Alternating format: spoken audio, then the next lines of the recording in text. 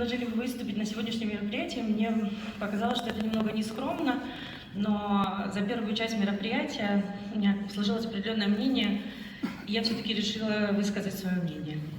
Меня зовут Ира Исат, я аварка, я родом из Дагестана, живу в Украине с 2014 года, у меня тут политическое убежище. Наверное, как никто, я имела все шансы, будучи младшей дочерью в большой кавказской семье, прожить такую, что ли, классическую историю жизни, быть женой, домохозяйкой, родить много детей. Но как-то так сложилось, что немного другой у меня склад характера. Спасибо огромное за поддержку моей семьи, моего брата, всех моих близких.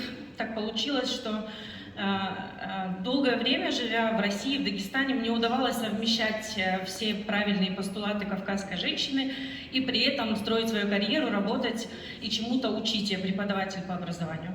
Но так получилось, что мне пришлось уехать из страны, все начинать заново здесь, в моей Украине, которую я очень люблю. Я тут живу, я хочу тут жить, я работаю, я плачу налоги, я доначу, я директор общественной организации, и мы проводим много гуманитарных мероприятий. Но, наверное, самое главное, что я вам сейчас хочу сказать, я вышла, чтобы немного разбавить гендерный дисбаланс. Недавние события в Дагестане показали, что вы, мужчины, можете рассчитывать на женщин, которые вышли на площадь, чтобы противостоять насильственной мобилизации.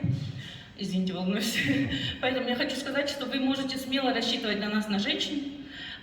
Спасибо за мероприятие. Оно сегодня для меня и безумно масштабное, потому что я что-то понимаю в геополитике, насколько я могу это понимать.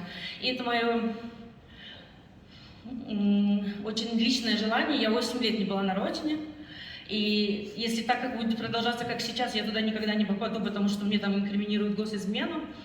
Я не посетила свадьбы племянников и племянниц, которых воспитала. Я не проводила последний путь своих родственников многих. И это очень тяжело. И сегодня для меня это такая большая надежда на будущее, на то, что я и мои дети будем спокойно ездить в свободный Дагестан. И еще раз, вы можете рассчитывать все на, на мою поддержку моей семьи. Спасибо всем.